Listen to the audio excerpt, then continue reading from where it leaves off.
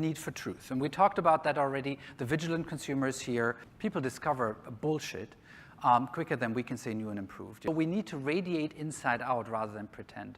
It's really about marketing with truth. Because people, at the end of the day, we all still want to be seduced. Seduction is still a good thing, you know?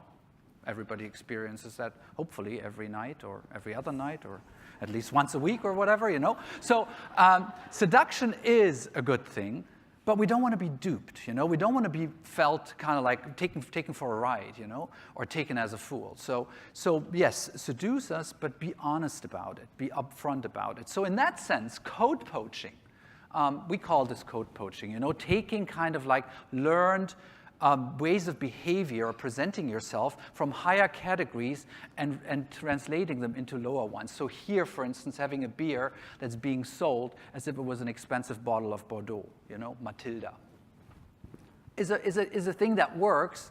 Same thing here, La Maison du Chocolat tries to sell their chocolate as if it was high-end jewelry from Tiffany's, you know?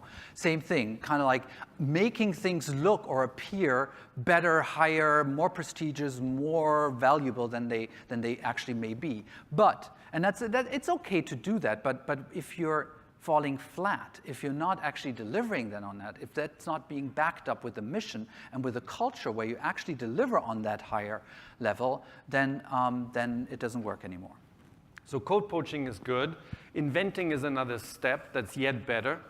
We all know by now about the venti skinny frappuccino, but 10 years ago, who would have known? So inventing your own language and your own place, this kind of imaginary pseudo-Euro-urban environment, which we now call the third place of Starbucks, is a great move.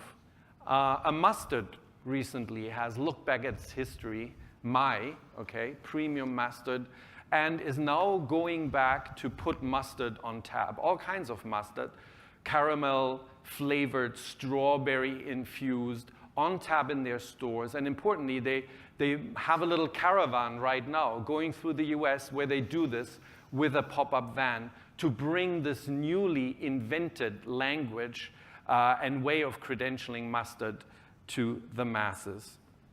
Here's one example of like what happens to you if you don't deliver, if you actually kind of like fall flat and you take away the culture. Gatorade, and I don't know if you guys know this, but Quaker Oats bought Snapple in 1993 for about $1.7 billion. $1.7 billion. And just 4 years later, they had to sell it for $300 million, burning $1.4 billion in a matter of 4 years.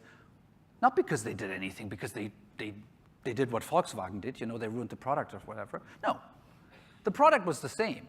All they did was kind of chive away at the culture that made the brand famous, you know? Kind of little by little, salami-wise, kind of like they took Wendy out, which was the spokesperson, you know? They kind of straightened the labels, which were a little bit crooked before, kind of like going with a quirky kind of subcultural feel of the brand, et cetera, et cetera. All those little things. So that tells you something about the importance of the soft factors, you know, in today's marketing world.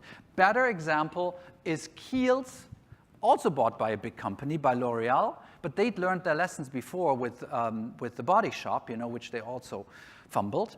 But this one, they made sure that they integrated back-end, which works with Kiehl's, which is all about product and great innovation and research. So there, it makes sense to kind of integrate and create synergies together with L'Oreal.